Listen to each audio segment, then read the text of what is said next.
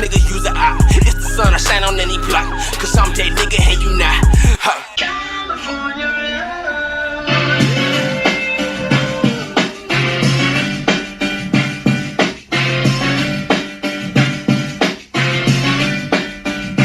Wesh l'équipe, ça va ou quoi frérot? C'est le moment de dire bye bye vacaciones. Et on parle espagnol puisque Ico, il me faut mon océan. Et ma go du Venezuela.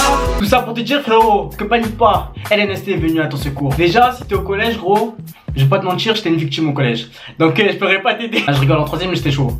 Tu vois, j'avais un peu la cote. Quatrième, c'est quel... Non, tu vois, c'était chaud pour moi. Par contre, si t'es au lycée, frérot, là, t'es tombé sur la bonne personne. Déjà, tu mets pas de pression dès la rentrée.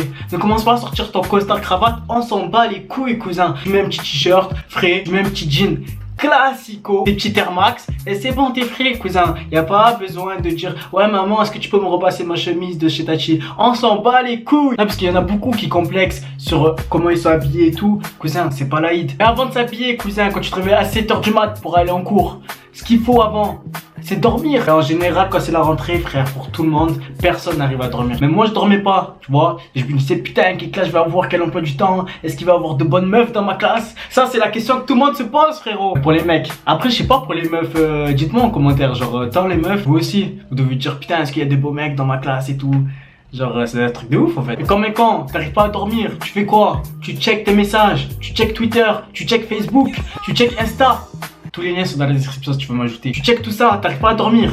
Frère, moi je te dis un conseil, là vivement que ça marche maintenant. Sur ton téléphone, frère, tu tapes politique, actualité sur Google et tu regardes tous les trucs de politique. Sur ma vie que ton cerveau il va péter un plomb. Et genre tes yeux ils vont commencer à piquer. Tu sais quand tes yeux ils piquent, c'est que t'as envie de dormir. Sur ma vie que moi je fais ça, oh je dors direct comme un bébé. Là, boum, ta mère elle te réveille. Chérie, c'est l'heure d'aller à l'école. Là tu dis frère, je stresse au max, c'est naturel, c'est humain. Tu sais pas quelle classe tu vas avoir, tu sais pas qui tu vas avoir comme professeur principal, t'en sais rien. Tranquille, zin, détends-toi, va à la cuisine, sers-toi 2 tartines de Nutella. Il me faut mon soleil, mes tartines et mon Nutella. Là, tu peux démarrer la journée avec le smile. Ensuite, il y a 2 options. Soit il y en a qui ont fait leurs affaires la veille, ça veut dire ceux qui sont, tu vois, très intelligents, qui ont fait leurs petits habits, leurs petits trucs, qu'est-ce qu'ils vont mettre. Soit il y a des mecs comme toi et moi. On s'en bat les couilles, on met les habits au jour le jour. Ça veut dire que là, il te reste 30 minutes pour te préparer. Maman, je mets quoi comme habit? Ne casse pas la tête, mais juste des trucs qui vont ensemble. Tu vois ce que je veux dire? Si t'arrives le jour de la rentrée et tu portes du rose fluo, bien sûr tu vas faire chauffer, tout le monde va te regarder. Toi tu vas dire, mais pourquoi il me regarde? Bah trop du cul, il te regarde puisque t'es en rose fluo, cousin. Tu ressembles à un stabilo dès la rentrée. Arrive pas à la rentrée avec le maillot taille. Tu sais, les maillots Yamaha. Non, ça c'est à bannir déjà. Ensuite, ce qui est à bannir, survêt. Mais pas survêt le jour de la rentrée, tu vois. Détends-toi, tranquille, on s'en bat les couilles, y a pas de pression. Mais commence pas à la rentrée avec un survêt, frère. Qu'est-ce que tu fais, ça? Qu'est-ce que tu fais, gros? Tu fais ta petite pecou au calme avec le gel Vivel Dop que ta mère elle allait t'acheter hier à Auchan. Tu te regardes devant le miroir. Tu sais que t'es frais, tu vois. Tu le sais, tu souris toi-même, tu dis, ah, il y a une sale meuf dans ma classe. Cache, je vais la gérer. Cache, tu vois. T'as cette ambition direct. Bon, tu vas à l'école. Frais, tu vois, déterminé, confiant en toi. Tu te dis, putain, j'espère juste ma classe, ça serait une bonne classe. Et ça, je te l'accorde, frère, juste. Ça, c'est un risque. Ça veut dire, tant, tu vas avoir une classe de merde. Ça m'est déjà arrivé. D'abord de ma classe, je dois regarder la vidéo, mais putain, mais quel enculé. Eh ouais, vous étiez de la merde, je vous le dis maintenant que je suis derrière ma caméra. Je te jure, hein, un moment, cousin, j'étais dans une classe, il y avait aucune meuf. Mais aucune meuf. Aucune meuf. Bah, il y avait des meufs, tu vois, on était pas en STG. Mais elles étaient toutes dégueulasses. Qu'est-ce que tu fais, gros? Le CPE, c'est comment? Mets-moi des filles fraîches dans ma classe. En bref, il n'y en avait pas. Ça m'a fait chier. Tu vois, ça m'a réellement fait chier. Toute l'année, ça m'a fait chier d'ailleurs. Pour pallier à ce problème, si jamais t'as aucune meuf dans ta classe, gros, c'est simple. Tu vas dans les autres classes.